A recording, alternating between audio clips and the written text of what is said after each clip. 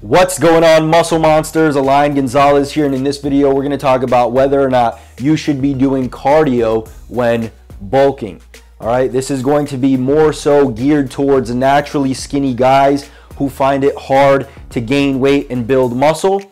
But I'll also talk about guys who aren't naturally skinny and maybe guys who are not in the beginning phases of their training as well. All right, so we'll go through some of the pros and cons, and then at the end of the video we'll talk about some guidelines that you can follow to help you make a better decision on whether or not you should be doing cardio or how much cardio you should in fact be doing. So first things first, if you're someone who plays a sport, or maybe you just play basketball a few days a week, or maybe you do jiu-jitsu, something like that expends a lot of energy, then I would classify that under cardio, because the pros and the cons are going to be very similar, right? And also, if you are lifting weights and doing jiu-jitsu 3 to 4 times a week, chances are you don't also need to be doing some form of cardio, because the jiu-jitsu or the basketball is kind of going to give you all the benefits that you would need from the cardio anyway. I also want to say that if you do decide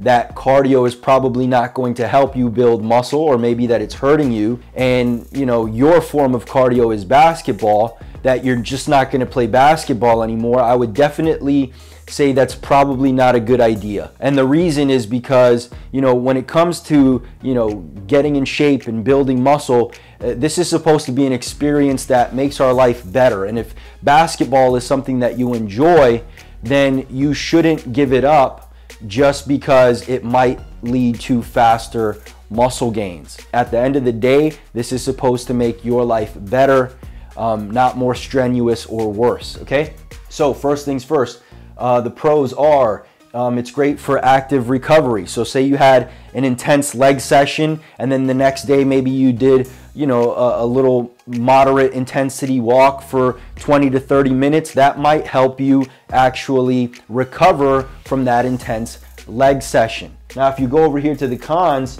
it says poor recovery, which is a bit contradicting, but it's all about context, right? So say we did an intense leg session and the next day we're doing sprints, something like that, that might actually impede our recovery. If we do the right type of cardio at the right intensity for the right amount of time, it could be beneficial. It could actually help us recover faster.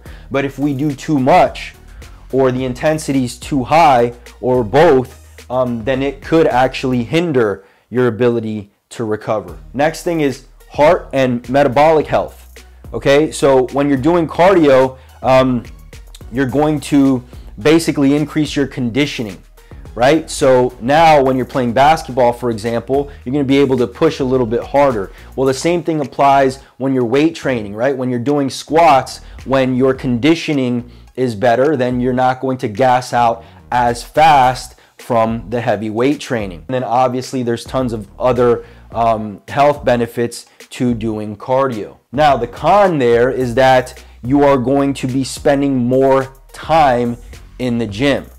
Okay, so say for example you're already training in the gym 5 days a week, and your sessions are lasting an hour to an hour and a half, and now you're adding another 30 to 60 minute cardio session. Now we're talking about 2 hours, 2.5 hours in the gym on certain days. It's not going to be viable for a lot of people who are just short on time. The next thing is cardio will increase your appetite. All right, and you'll see appetite is on pros and cons because it depends. If it increases your appetite and now you are eating far over your maintenance to the point where you're gaining too much fat while you're building muscle, then it would be a con. But if you're a naturally skinny guy who already struggles to eat enough calories, and the increase in appetite that you get from the cardio actually helps you achieve your calorie goals, then it's a pro. The next thing would be that it will help minimize fat gain. Obviously, when you are bulking, you can minimize fat gain by, making sure you're hitting your calories, making sure that you're staying in only a slight surplus and the surplus isn't too high, things of that nature. But if you are not tracking that so diligently, right, adding some cardio can help you effortlessly minimize fat gain while you're bulking. Also, because you are burning calories when you are performing cardio, it could help you just eat a little bit more without necessarily gaining more fat. But then the con would be you've got higher energy needs. But that, again, could also be a pro, right? Because if you want more food, then you can have more food to make up for those calories lost. But if you're a naturally skinny guy, again, who already struggles to eat enough to gain weight, well, your energy needs are going to be even higher, and thus you'll have to make up for the calories you're expending with your cardio. So say, for example, you had to consume 3,000 calories just to gain weight. Well, now you might have to consume 3,500, for example, just to make up for all the calories you're burning from the cardio. And again, the appetite also plays a role there, but the increased appetite is not going to be the same for everyone. For me, I know that when I perform cardio, I am very hungry right after, but that's not the case for everyone, so it's just going to depend. All in all, should you do cardio when you are bulking or trying to build muscle? And the answer is if you want. If you enjoy cardio, and if you find that it's helpful, maybe that it's helping you recover a little bit faster and that it's going to allow you to minimize fat gain, then yes, do cardio. Now, how much cardio? 2 to 4 sessions per week of 30 to 60 minutes at a moderate intensity should be more than enough to get all of the benefits that you need from cardio. But if you're a naturally skinny guy and you're already struggling to eat enough to gain weight, then I probably would stay away from the cardio. And the reason is very simple. It's because now you are essentially making it more difficult to hit your calorie goals, which is the main reason that we struggle to gain weight in the first place. If you have to eat, let's say 3,000 calories and you're already finding that difficult to do, and then now you start doing cardio and so you have to consume 3,250 or 3,500, it's going to be even more difficult for you. Now, some people might say, well, Align, what about all the health benefits? And yes, I get it. There are plenty of health benefits, but in this video, we're just talking about building muscle, maximizing our ability to gain weight and put on lean muscle tissue. And in that case, cardio is not necessarily going to help you do that.